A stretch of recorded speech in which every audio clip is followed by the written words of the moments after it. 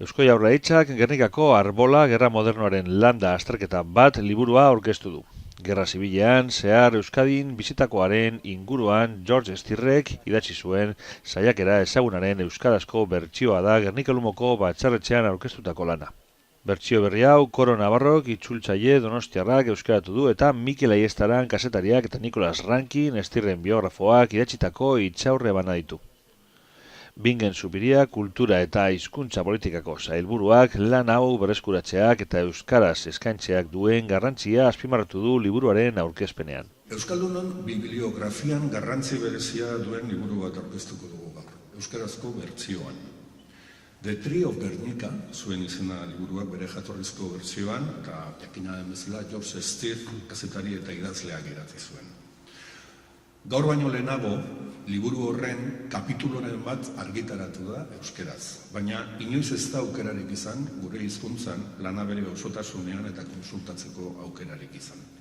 Beraz, The Tree of Guernica, el árbol de Guernica, hemendik aurrera Gernikako arbola ere izango da.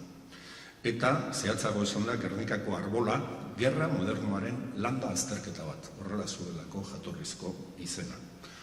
Uste dugu, gure hizkuntzak bazuela zor hori Gernikarekin, bazuela zor hori idazlearekin eta jakina gure gizartearekin. Eta 82 urte beranduago datorren arren, uste dugu egoki izan dela lan honi ekitea. Eusko Jaurlaritzako argitalpen zerbitzu nagusiak argitaratu du lana eta datozen egunotan jarriko da salgai. Euskarazko edizio berri honek 380 orrialde ditu eta Gerra Zibilean zehar Euskadin gertatutakoak xehetasunez jasotzen ditu. Bertsio berri honek jatorrizko irudiak berreskuratu ditu eta itzulpena ingelesezko jatorrizko liburutik eginda zuzenean.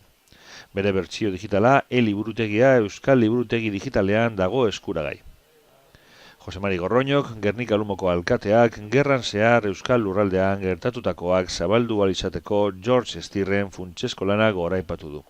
Horren harira, aurten lehenengo aldiz emango da bake kazetaritzaren alde lan egiten duten kazetarien lana nabarmentzen duen George Stirr saria Mikel Aiestaranek hartungo duela azaldu du. Urtaro eitzen dugu omenaldi bet kazetarizeri.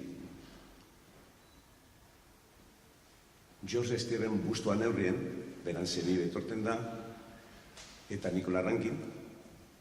Bai, aurton beste peusu bat emot dugu, eta da George Stirren saria, belgo saria, korresponsal bateri, gerrako korresponsal, eta ohore handi bada guretzako Mikel Aiestarenek hori sarizie hartzi.